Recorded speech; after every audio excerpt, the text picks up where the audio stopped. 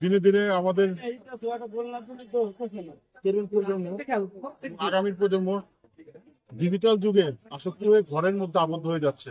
তাই ঘর থেকে উন্মুক্ত মাঠে নিয়ে আসাই আমার লক্ষ্য বা আমাদের লক্ষ্য।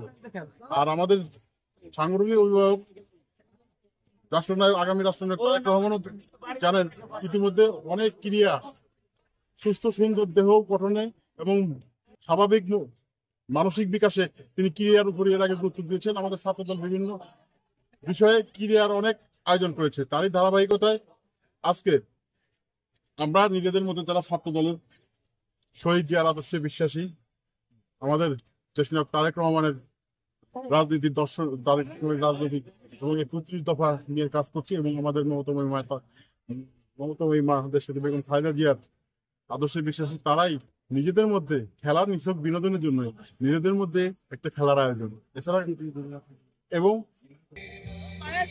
এই জুলাই মাস আপনারা জানেন অসংখ্য শহীদের রক্তের বিনিময়ে ৭১ সালে যেমন শহীদ হয়েছিল আমাদের ৩০ লক্ষ প্রাণ দিয়েছিলেন, ২ লক্ষ মা বোন দিয়েছে, ঠিক তেমনি এই গত জুলাই আগস্ট যে আমাদের যে ছাত্র জনতার গণ অভ্যর্থন হয়েছিল এবং এই জুলাইকে স্মরণ রাখার জন্য দেখেন আমাদের ২ টিম, একটা আবু সাঈদ একাদশ আর একটা শহীদ অসীম একাদশ, এই ২টা টিম আমরা খেলার আয়োজন করেছি।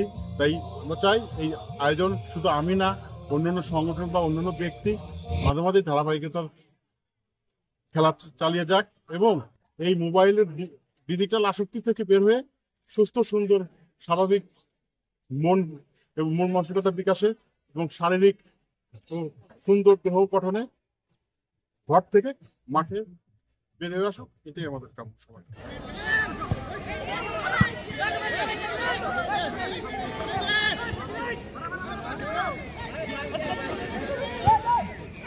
ভেজা মাঠ, সবাই একটু রক্ষণাত্মক ভঙ্গিতে খেলবেন।